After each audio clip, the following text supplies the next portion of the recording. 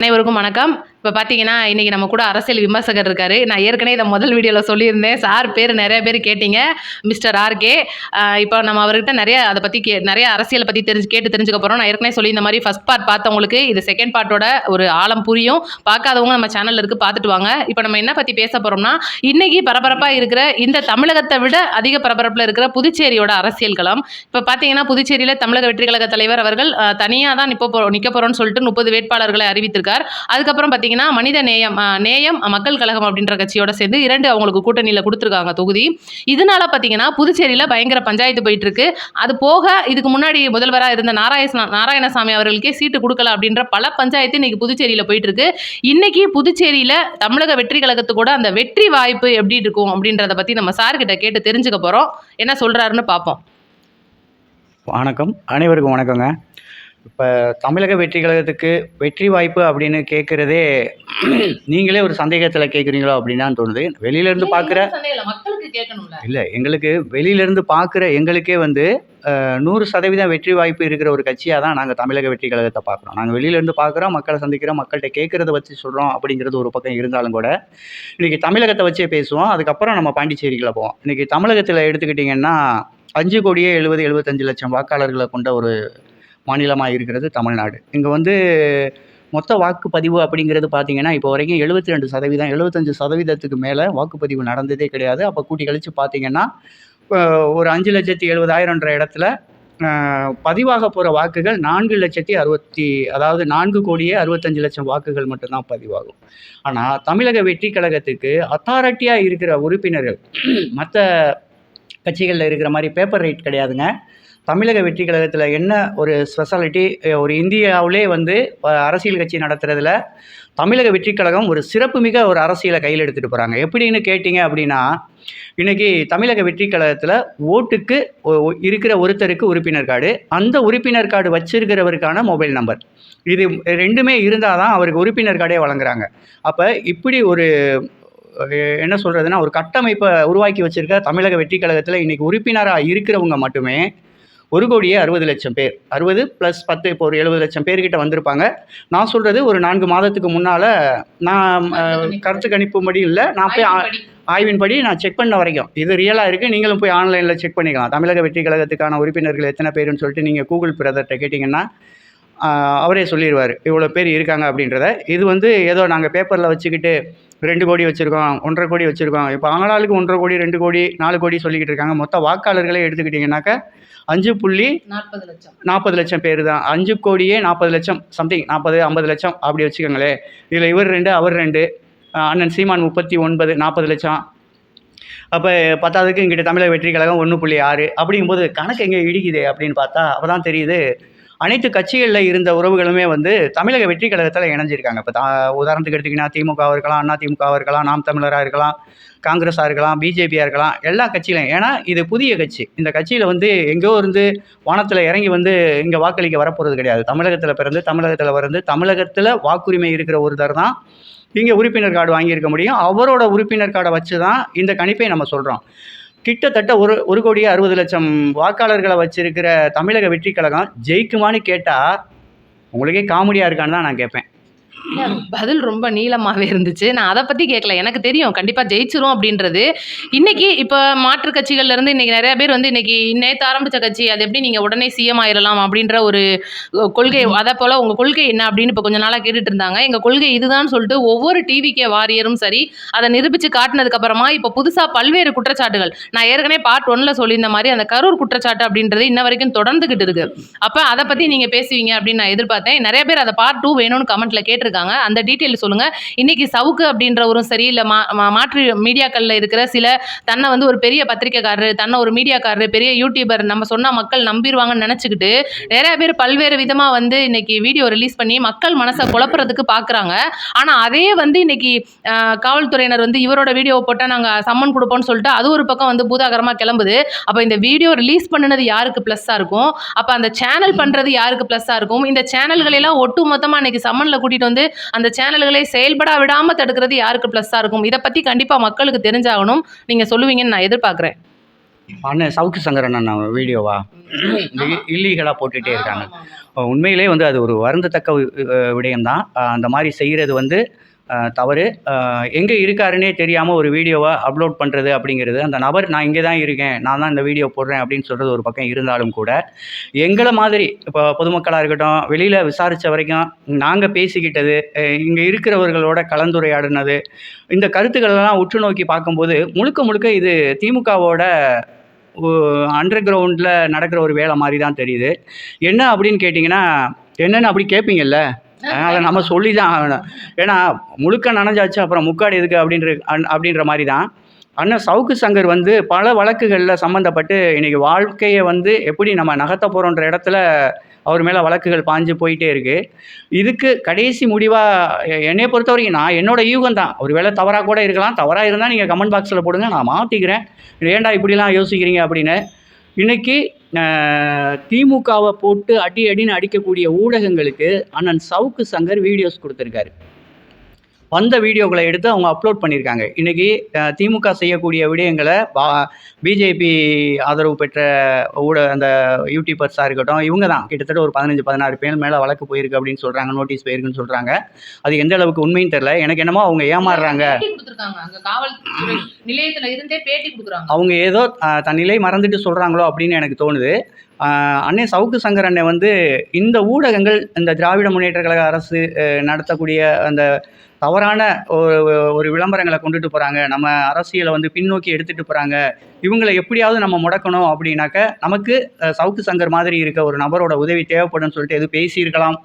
அந்த பேச்சில் உடன்பாடு ஏற்பட்டிருக்கலாம். அந்த உடன்பாடு ஏற்பட்டதன் முடிவில் இந்த யூடியூபர்ஸில் ஒரு 15 பேருக்கு ஒரு வீடியோ கொடுத்து விடுப்பா, அவங்க மேலே நாங்கள் ஒரு அப்படியே இப்படி ஏதாவது ஒன்று பண்ணி லைட்டாக முடக்கி வச்சிட்டோம்னா எலெக்ஷன் கழிச்சு யாருக்குமே வழக்கு இல்லாமல் நாங்களே ரிலீஸ் பண்ணி விட்டுறோம் அப்படின்னு கூட அவங்க சொல்லியிருக்கலாம். அதை நான் அண்ணன் தானே கொடுத்தாரு வீடியோ அப்படின்னு சொல்லி இப்போ நம்ம மாதிரி இருக்க சின்ன சின்ன யூடியூபர்ஸை இல்ல சின்ன யூடியூபர்ஸ் கிடையாது, போடுறவங்க பூராமே அதிக வியூவர்ஸ் அதிக சப்ஸ்கிரைபர்ஸ் அவங்க சின்ன யூடியூபர்னு சொன்னது நம்ம செய்தி சேனல்கள், ஏர் ஷாட்டில் வர்ற செய்தி சேனல்களுக்கு அடுத்தபடியாக இருக்கிற யூடியூப்பில் இருக்க எல்லாருமே சின்ன சேனல் தான், ஒன்றும் பெரிய சேனல்லாம் சொல்ல முடியாது. அவங்களுக்கும் அந்த 40-50 பேர் தான் பார்க்க போகிறாங்க. சின்ன யூடியூபர்ஸாக இருக்கிறவங்களுக்கும் அந்த 40,000-50,000 பேர் தான் பார்க்க போகிறாங்க. 1,00,000 பேர் 2,00,000 பேர் பார்க்க போகிறாங்க. அதனால இது பொதுவான ஒரு தளம் தான். இதில் வந்து நீ பெரியவன் நான் பெரியவன் சொல்கிறதுக்குலாம் இங்கே வேலை இல்லைன்னு நான் நினைக்கிறேன். திறமை இருக்கிறவன் நீந்தி வெளியில் போய்கிட்டு இருக்கான். இப்போ இந்த 14 ஊடகங்களும் முடக்கப்பட்டால் பிஜேபி மக்கள்கிட்ட கொண்டு போய் சேர்க்கணும்னு நினச்சிக்கிட்டு இருந்த அந்த ஊடகங்கள் முடங்கி போகுது. திமுகவின் அந்த ஒரு தவறான ஒரு பிரச்சாரங்களை மக்கள்கிட்ட கொண்டு போய் செலுத்த வேண்டியதை இவங்க மக்கள்கிட்ட கொண்டு போய் சேர்க்க முடியாமல் முடங்கிடுறாங்க. அப்போ முடங்கும் போது இவங்களுக்கு திமுகவுக்கு மிகப்பெரிய ப்ளஸ்ஸாக தான் அமையும்.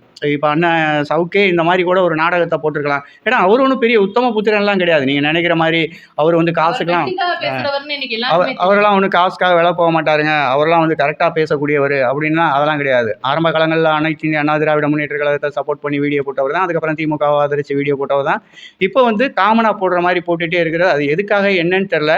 இன்னும் கூட அவரை பற்றி நல்லா அலசி ஆராய்ஞ்சு நம்ம யோசிச்சு பார்த்தோம்னா கிட்டத்தட்ட 2 வருஷம் 3 வருஷமாக ஒரு வீடியோவை வச்சிருக்கேன்னு சொல்கிறாரு. அதை ஏன் கொண்டு போய் அது சம்மந்தப்பட்ட நபர்கள்ட்ட கொடுத்து ஆதாரம் இருந்துச்சுன்னா அவைகளை கொண்டு போய் அதை வழக்காக மாற்றியோ தன்னை ஒரு குற்றமற்றவர்னு நிரூபிச்சுட்டு போகலாம். இவர் ஏதோ ஒரு தேர்ட் பார்ட்டி மாதிரி எனக்கு எடுக்க நினைக்கிறாரு. அதை அவருக்கு தோண்டிக்கிட்ட பள்ளமாக தான் நான் பார்க்குறேன்.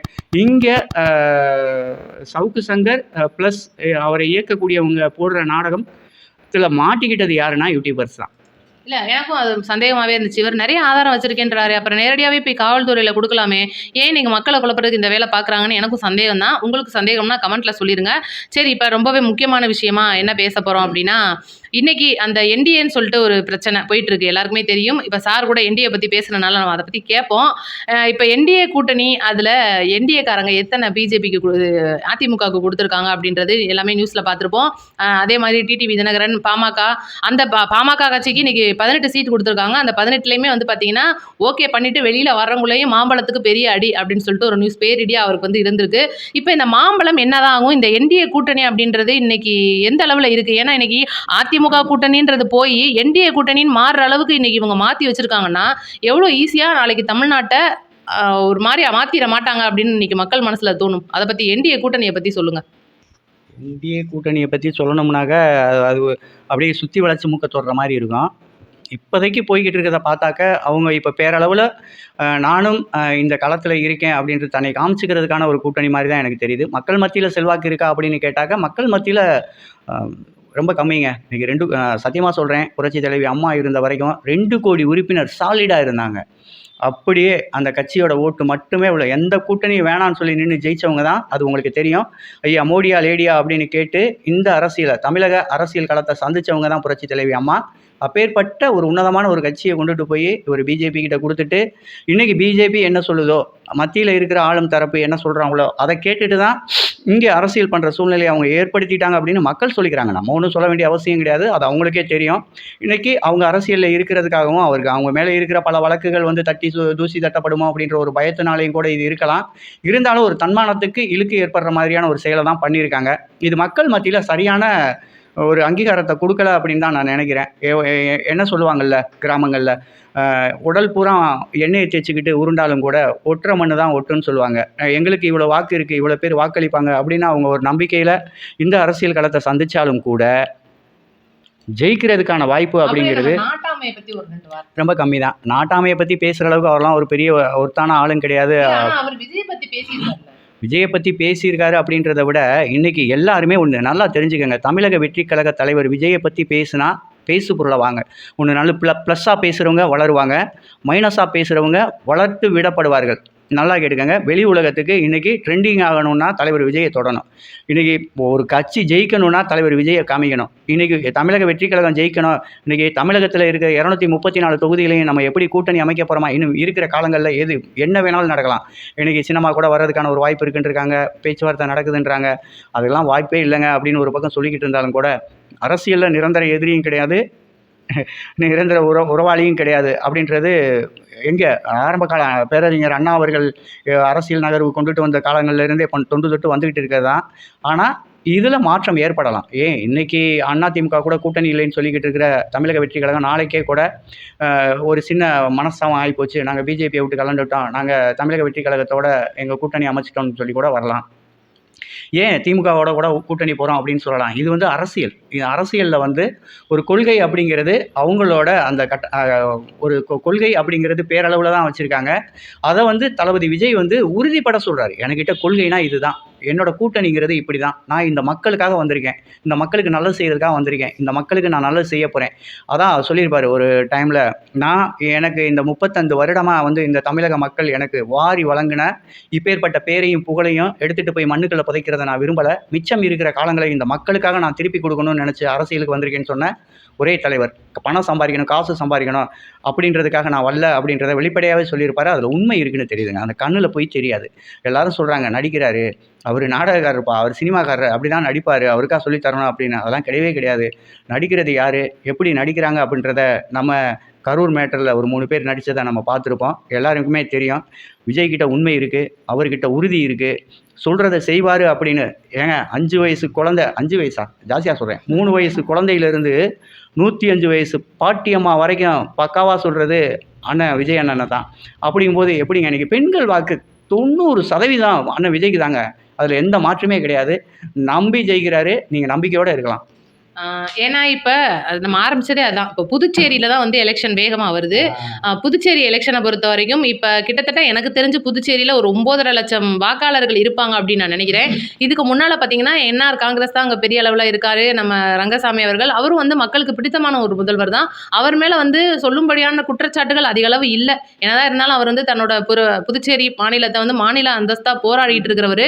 இப்போ பார்த்தீங்கன்னா அங்கே களம் காண போகிற தமிழக வெற்றி கழகம் தன்னோட ஒரு சின்ன கூட்டணியோட 2 தொகுதிகளை அவங்களுக்கு கொடுத்துட்டு 28 தொகுதியில் களம் காண்றாங்களா இருந்தால் கூட அதாவது மாற்று கட்சிகள்லேருந்து நான் நேற்றே வந்து இன்னைக்கு காலையில் போட்ட வீடியோவில் நான் தெளிவாக சொல்லியிருப்பேன்.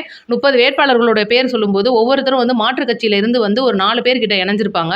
ஒருத்தர் பிஜேபியில் ஐடி விங்கில் இருந்தவர், ஒருத்தர் அதிமுகவில் செயலாளர் வந்தவர், ஒருத்தவங்க காங்கிரஸில் மகளிர் அணியில் இருந்தவங்க, அது போக ஒருத்தர் டிஎம்கேலேயே வந்து செயலாளர், அந்த மாதிரி நிறையா கட்சிகளில் இருந்து நிறைய பேர் வந்திருக்கிறாங்க. அவங்களில் ஒரு சில பேருக்கு வந்து வேட்பாளர் வேட்பாளர்கள் பட்டியலில் இடம் கிடைச்சிருக்கு. அந்த ஒரு குறிப்பிட்ட 3 பேர், அதில் ரொம்ப முக்கியமானவர் அந்த சாய் சரவணன் அப்படின்றவங்க, இன்னொருத்த மேடம் வந்து ஒருத்தவங்க ஜெயந்தி. இந்த மாதிரி உங்களுக்கு பொறுப்பு கொடுத்துட்டனால, அதாவது வேட்பாளராக கொடுத்துட்டனால, அங்கே இருக்கிற அந்த புதுச்சேரி மாநிலத்தில் இருக்கிற டிவிகேக்காரங்க, டிவிகே மாவட்ட செயலாளர்களாக இருக்கிறவங்க, புஷி ஆனந்த் அவர்கள் பணம் வாங்கிட்டார் அப்படின்னு சொல்லிட்டு இன்னைக்கு பரவலாக சில வீடியோக்கள் வருது. இதை நம்ம பார்க்கும்போதே தெரியுது, கண்டிப்பாக அவங்க மனசை யாரோ கலைச்சிருக்காங்க. இன்னைக்கு அதாவது நான் ஒன்று தெரியாமல் சொல்கிறேன், இன்னைக்கு தமிழக வெற்றி கழகத்தோட தொண்டர்கள் வந்து தன்னோட கட்சி ஜெயிக்கணும் அப்படின்னு நினைப்பாங்க. மாவட்ட செயலாளர் அவர்கள் கண்டிப்பா அதுக்கான உழைப்பை கொடுத்துருக்காங்க.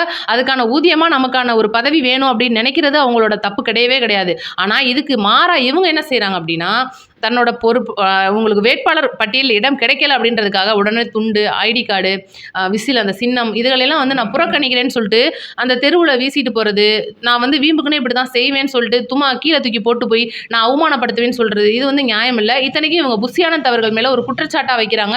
இது தமிழகத்திலையுமே கிளம்புச்சு. இதை பற்றி நம்ம நிறைய வீடியோக்களில் பேசியிருக்கோம். இருந்தால் கூட இன்னைக்கு அந்த புதுச்சேரியோட அந்த வெற்றி அப்படின்றது யார் பக்கம் இருக்கும் அப்படின்றத நம்ம சார்கிட்ட தெளிவாக கேட்போம். புதுச்சேரிக்குள்ளே போய் என்னத்தை பார்க்க போகிறோம் அப்படின்னா, புதுச்சேரி எடுத்துக்கிட்டிங்கன்னா இன்றைக்கி அது ஒரு மாநிலமாக இருந்தாலும் சின்ன ஒரு மாநிலம் தான் அது. 30 தொகுதிகளை கொண்டது. மொத்த வாக்காளர்கள்னு எடுத்துக்கிட்டிங்கன்னா 9,44,215 வாக்காளர்களை கொண்ட ஒரு தொகுதிங்க. 9,44,000 வாக்காளர்களை கொண்ட ஒரு தொகுதி. அதில் வந்து பெண் வாக்காளர்கள் 5,477 பேர். ஆண்கள் வந்து பார்த்திங்கன்னா 4,43,595 பேர் அங்கே இருக்கிறாங்க. நீங்கள் வேணால் செக் பண்ணி பார்த்துக்கோங்க. இதில் ஆண் வாக்காளர்களை விட 56,882 பெண் வாக்காளர்கள் அதிகம். இந்த ஒரு சின்ன கான்செப்ட் இதை மட்டும் எடுத்துக்கிட்டே நீங்கள் பார்த்தீங்கன்னாவே, நீங்கள் பாண்டிச்சேரி அப்படிங்கிற அந்த புதுச்சேரி இல்லையா, பேரெல்லாம் மாற்றிட்டாங்க. முதல்ல பாண்டிச்சேரின்னு சொல்லிக்கிட்டு இருப்போம் எங்கள் காலங்களில். இப்போ அது புதுச்சேரி அப்படின்னு மாறி இருக்கு. அங்கே நிச்சயமாக பெண்களோட வாக்கு அங்கே தளபதி விஜய் அண்ணாவுக்கு அதிகமாக இருக்கிறது ஒரு ப்ளஸ்ஸாக இருக்குது. அப்படின்னாலும் கூட நிச்சயமாக ஜெயிக்கிறதுக்கான வாய்ப்பு அப்படிங்கிறது 30 தொகுதியில் 22 தொகுதி 19லேருந்து 22 தொகுதிகள் அங்கே ஜெயிக்கிறதுக்கு கூட்டணி கட்சியோட இப்போ ரெண்டு பேர் வந்திருக்காங்க. ஆல்ரெடி அவங்க வந்து அங்கே ஜெயித்த வேட்பாளர்கள் தான். அங்கே இருக்க மக்களுக்கு ரொம்ப பரிச்சித்தமானவங்க தான். இன்னும் கூட கூடுதலாக சொல்லணும்னா அண்ணன் புஷி ஆனந்த் கூட அங்கே நின்று ஒரு முறை வெற்றி வாய்ப்பு அடைஞ்சவர் தான். அப்பேற்பட்டவங்க அந்த தொகுதியில் எப்படி நிறுத்தினா என்ன வரும் அப்படிங்கிறத நம்மளாம் வெளியிலேருந்து பார்த்ததை விட அங்கே உள்ளே இருந்து பார்த்தவங்க சொன்னதை கேட்டு தான் இது நடந்திருக்கும். அண்ணன் செங்கோட்டையனே அரசியல் நகர்வை சிறப்பாக எடுத்துகிட்டு போகிறாரு. இப்போ தளபதி விஜய்க்கான அரசியல் எந்த அளவுக்கு புரிதல் இருக்கும், எந்த அளவுக்கு இந்த அரசியல் தெரியும், தமிழ்நாட்டில் என்ன பண்ணுவாங்க, எப்படி அடிப்பாங்க, நம்மளை எப்படி கீழே இறக்கி விடுவாங்க, நம்மளை எந்த இடத்துலேருந்து தள்ளி விடுவாங்க அப்படின்றது எல்லாமே இனி நடக்காது. ஏன்னா வெற்றி தலைவர் கூட புரட்சித் தலைவர் ஐயாவோடு இருந்த அண்ணன் செங்கோட்டையன் அண்ணன் அப்படிங்கிறது ஒரு வலதுகர மாதிரி அண்ணன் கூட இருக்கிறாரு. அவரோட இந்த தேர்தல் வியூகம் அப்படிங்கிறது மிகப்பெரிய வெற்றியை கொடுக்கும். 30 தொகுதி ஜெயிச்சிருவோம் அப்படின்னு சொன்னால் அது நான் ஏற்றுக்கிறதுக்கு தயாராக இல்லை. குறைஞ்சபட்சம் பார்த்தீங்கன்னா ஒரு 22 தொகுதி வரைக்கும் தமிழக வெற்றி கழகம் அங்கே ஜெயிக்கிறதுக்கான வாய்ப்பு இருக்குது. என்னடா போகிற போக்கில் நீ பாட்டுக்க புழுதிவாரி தூத்துன மாதிரி தூத்திக்கிட்டு இருக்கு அப்படின்னு சொல்லிடாதீங்க. கண்டிப்பாக நடக்குங்க. அடுத்து எலெக்ஷன் முடிஞ்சதுக்கப்புறம் நான் வீடியோ போடுவேன், நீங்கள் வந்து கேளுங்க. இனி சொன்னீங்க என்னடா இப்படி நடந்துச்சுன்னு கேளுங்க. இதுதான் நடக்கும், இதுதான் நடக்க போகுது. என்னடா இவ்வளோ உறுதியாக சொல்கிற அப்படின்னா, இன்றைக்கி பெண் வாக்காளர்கள் 5,477 பேரில் 75% பெண்கள், இன்னைக்கு 100% பெண்களுமே வந்து தளபதி விஜய்க்காக இருக்காங்க. அதில் பொறுப்பில் இருக்கிற மாற்றுக் கட்சியை சேர்ந்த பெண்கள்னு சொல்லிட்டு ஒரு 20% பேரை விலக்கிட்டா கூட 80% பேர் கண்டிப்பாக வாக்களிப்பாங்க.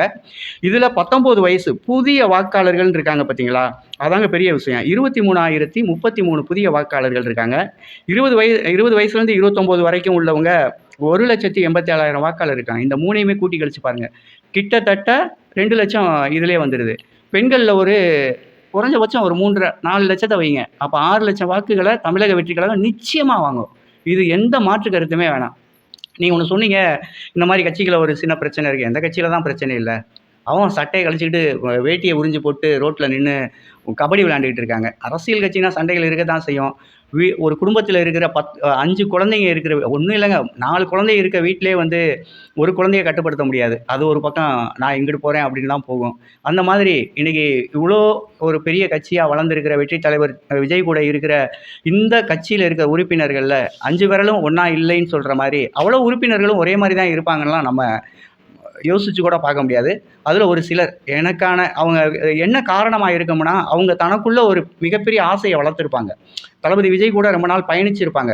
அவர் மேலே இருக்க கோபமா இருக்காது அது. அவர் மேலே இருந்த பாசமா இருக்கும். அந்த பாசத்த அவங்களுக்கு அந்த டைம்ல வெளிக்காட்ட தெரிய முடியாம, அந்த கண்ணீராக்கி வெளியில கொண்டு வந்து கொட்டவும் முடியாம, அத கோவமா வெளிப்படுத்தி ஒரு மீடியா முன்னால நின்னுடுறாங்க. அது ஒரு மிகப்பெரிய தவறா போனதுக்கப்புறம் இன்னைக்கு ஈவினிங்கோ, நாளைக்கோ அத மனம் வருந்துவாங்க. நம்ம ஒரு வார்த்தை நம்ம தலைவர நேசிச்சது உண்மைன்னா, நம்ம பண்ணுனது மிகப்பெரிய தவறு இல்ல. நம்ம இந்த எலக்ஷன்ல இல்ல, அடுத்த எலக்ஷன்ல கூட நமக்கான ஒரு வாய்ப்ப தேடி இருக்கலாமே! இல்ல தலைவர்கிட்ட பேசுறதுக்கான ஒரு வாய்ப்பு. ஏன்னா நீங்கலாம் பேசுறவங்க தான். பொறுப்புல இருக்கவங்க. ஒரு பொறுப்புல இருக்கீங்க. இதுல எலக்ஷன்ல நிக்கிறது மேட்டரே இல்லங்க. 5 வருஷத்துல அவங்கலாம் போயிருவாங்கங்க. ஒரு எம்.எல்.ஏவா ஒரு போஸ்டிங் குடுக்குறாங்கன்னா 5 வருஷம் தான். ஆனா பதவியில இருக்க நீங்க ஆயுசுக்கு இருக்க போறவங்க. அத ஏன் நீங்க அத புரிஞ்சுக்க மாட்டேங்கிறீங்க? இப்போ உதாரணத்துக்கு எடுத்துக்கிட்டீங்கன்னா, நான்லாம் ஒரு மாற்றுக் கட்சியிலேருந்து தான் வந்து சேர்ந்திருக்கேன். ஏன்னா நான்லாம் ஏன்னா புதிய வேட்பாளர் உறுப்பினர்கள் யாருமே உங்களுக்கு இருக்க முடியாது. புதிய உறுப்பினர்கள் அப்படின்னு பார்த்தீங்கன்னா, இந்த வருடம் இந்த எலக்ஷன்ல வாக்களிக்க போறவங்க மட்டும் தான் தமிழக வெற்றிக் கழகத்துக்கான பியூர் வாக்காளர்கள். இப்ப என்னை போன்றவர்கள், சகோதரியை போன்றவர்கள்லாம் பார்த்தீங்கன்னா, அவங்க சகோதரி இருக்காங்கல்ல, அவங்கள போன்றவர்கள்லாம் வந்து ஏற்கனவே அண்ணன் சீமான், திராவிட முன்னேற்றக் கழகம், ஏடிஎம்கேக்கு ஓட்டு போட்டதில மன்னிச்சிடுங்க. பச்சையா நம்மலாம் சொல்லிருவோம். இப்படி ஒரு பயணத்த தொடர்ந்துட்டு, அந்த பயணத்தில இருந்து விடுபட்டு தான் இன்னைக்கு தமிழக கழகத் தலைவர் அண்ணன் விஜய் அண்ணன் கூட நம்ம பயணத்த தொடர்றோம். இப்ப நாங்க இருக்கோம். இப்ப எங்களுக்கு பணம் குடுப்பாங்க, காசு குடுப்பாங்க. நாங்க பணம் வாங்கிட்டு தான் வீடியோ போடணும். ஏன்னா காசு கொண்டு வந்து கொட்டுறதுக்கு இன்னைக்கு எவ்வளோ பேர் இருக்காங்க. இன்னைக்கெல்லாம் லைட்டா அப்படின்னுட்டுனா எவ்வளோ வேணாலும் தட்டி விடுறதுக்கு இருக்காங்க. அது நமக்கு பெருசு இல்ல, கிடையாது. இல்ல, இல்ல. எனக்கு நீங்க பணம்னு சொன்னோனே ஞாபகம் வருது. ம். இன்னைக்கு கூட எங்க வீட்டுக்கு 2 பேர் வந்தாங்க. டீட்டெயில்டு கேட்டாங்க. ஜிபே நம்பர்லாம் கேட்டாங்க. ஏன்னா, இன்னைக்கு நம்ம மக்களிடையே இந்த வீடியோவ எடுத்து போடுறோம் அப்படின்னா, கண்டிப்பா அந்த நியூஸ நம்ம சொல்லலாம். ஆனா, நமக்கே அது நடந்தத நம்ம சொல்லும்போது கண்டிப்பா நம்ப மாட்டாங்க. அதனால நம்ம அத பத்தி பேச விரும்பல. நீங்க டக்குனு பணம்னு சொன்னோனே எனக்கு ஞாபகம் வந்துருச்சு. அது எந்த கட்சி அப்படின்றத நான் சொல்ல விரும்பல. அதனால ஏன்னா, நம்ம பயணிச்சுட்டு இருக்கோம் இந்த ஏரியாக்குள்ள. அதனால நம்மளுக்கு அது தேவை இல்லன்னு எனக்கு தோணுச்சு. ஆனா வந்தாங்க. நம்பர் மொதற்கொண்டு கேட்டாங்க. ஓட்டு கேட்டாங்க அப்படின்னே சொல்லணும். அதனால நம்ம அத பத்தி பேச விரும்பல. ரொம்ப முக்கியமான விஷயமா நான் ஒண்ணே ஒண்ணு மட்டும் சொல்லிக்கிறேன். இன்னைக்கு தமிழக வெற்றிக் கழக தலைவர் விஜய் அவர்கள் வந்து புதுச்சேரியில தன்னோட பயணத்தை மேற்கொள்ளலாம்னு இருக்காரு. எப்போ அப்படின்னா ஏப்ரல் முதல் வாரத்துல. அதுக்கு முன்னாடி பார்த்தீங்கன்னா, நான் ஏற்கனவே வீடியோல சொன்ன மாதிரி இந்த மாதம், அதாவது மார்ச் மாதம் 25ஆம் தேதி பெரம்பூர்ல இருக்கிற அந்த வார் ரூம திறந்து வைக்கிறாரு. அங்கேயே பயணிக்கிறாரு. 26ஆம் தேதி அங்க இருக்கிற நிர்வாகிகளுடைய ஒரு மிகப்பெரிய போட்டோ ஷூட், அதாவது அங்க இருக்கிறவங்களோட தனித்தனியா புகைப்படம் எடுக்கிறாங்க. அதுக்கப்புறம் பார்த்தீங்கன்னா, இப்போ ஏப்ரல் 23ல எலெக்ஷன் வருது, எல்லாருக்குமே தெரியும். 21ல பார்த்தீங்கன்னா, அனைத்து நிர்வாகிகள் மற்றும் செயலாளர்களோட மிகப்பெரிய ஒரு பொதுக்கூட்டம். மாநாடு அளவுக்கு இல்லாம இருந்தா கூட இந்த பொதுக்கூட்டம் அப்படின்றது கண்டிப்பா பெரிய அளவுல இருக்க போகுது. நிறைய பேர் திருச்சி மாநாடு கேட்குறீங்க. அது இப்போதைக்கு இல்ல, ஒத்தி வச்சிட்டாங்கன்னு நான் சொல்லிட்டேன். ஆனா அந்த மாநாடுக்கு பதிலா பொதுக்கூட்டம் அப்படின்றது பெரிய அளவுல ஏப்ரல் 21ல நடக்கிறதா இருக்கு. அதுக்கு முன்னாடி இதெல்லாம் நடத்ததுக்கு அப்புறமா ஏப்ரல் முதல் வீக்ல விஜய் அவர்கள் புதுச்சேரியில ஒரு 3 நாள் வந்து பிரச்சார பயணம் மேற்கொள்ள இருக்கிறார். அதை நம்ம தெளிவா நியூஸ்ல சொல்லிடுவோம். இந்த பார்ட்டோட நிறைய பேர் கேட்ட அந்த பார்ட் 2 வீடியோ வந்தாச்சு. இதே மாதிரி அடுத்தடுத்து உங்களுக்கு டிபேட் கலந்துரையாடல் வீடியோ வேணும் அப்படின்னா மறக்காம கமெண்ட் பண்ணுங்க. இதுல ஏதாவது குறைகள் இருந்துச்சுனாலும் கமெண்ட்ல சொல்லிருங்க. உங்களோட கருத்துக்களையும் கமெண்ட்ல சொல்லிருங்க. நம்ம சேனலை தயவு செய்து 4 பேருக்கு ஷேர் பண்ணி விடுங்க. லைக் பண்ணிடுங்க, சப்ஸ்கிரைப் பண்ணிக்கோங்க. நன்றி, வணக்கம். அடுத்த வீடியோல பார்ப்போம். அதுக்குள்ள பாதியிலே முடிச்சுட்டு போயிட்டாங்க. அதெல்லாம் தப்பு. ஒரு டிபேட் எடுத்தோம்னா சரியா பேசி முடிக்கணும் இல்லையா? இவ்வளோ பேர் வாக்களிக்கும்போது புதுச்சேரியில குறைஞ்சபட்சம் 22 இடங்களை தமிழக வெற்றிக் கழகம் கைப்பற்றும். அதன் கூட்டணிகளோட சேர்ந்து. இதில் மாற்றே கிடையாது. அண்ணன் புஷி ஆனந்த் மேலே ஒன்று சொல்லட்டுங்களாங்க? புஷி ஆனந்த் மேலே வந்து போகிற போக்கில் எதை வேணாலும் புழுதி வாரி தூத்திட்டு போகலாம். அப்படி இருந்தால் அண்ணன் நம்புவாராங்க? அவர் நம்புவாரா? அவர் நம்ப மாட்டார்ல. அவர் நம்புன ஒருத்தரை நம்மளும் நம்பத்தானே வேணும். நான் சொல்லலாம், எனக்கு பிடிக்கல, புஷி ஆனந்தனை பிடிக்கல, ஆதவ அர்ஜுனனை பிடிக்கல அப்படின்னாக்க என்ன வேணாலும் சொல்லலாம். வாய் நரம்பில்லாத நாக்கு எதை வேணாலும் பேசும்ல. அப்படின்றதுனால நிச்சயமாக நம்ம வீடியோஸ் அடுத்தடுத்து வரும். இதன் தொடர்ச்சி அடுத்த வீடியோவும் இருக்குது. நிச்சயமாக தர்றோம். இந்த வீடியோவும் இன்றைக்கே உங்களுக்காக நாங்கள் அப்லோட் பண்ணுறோம்.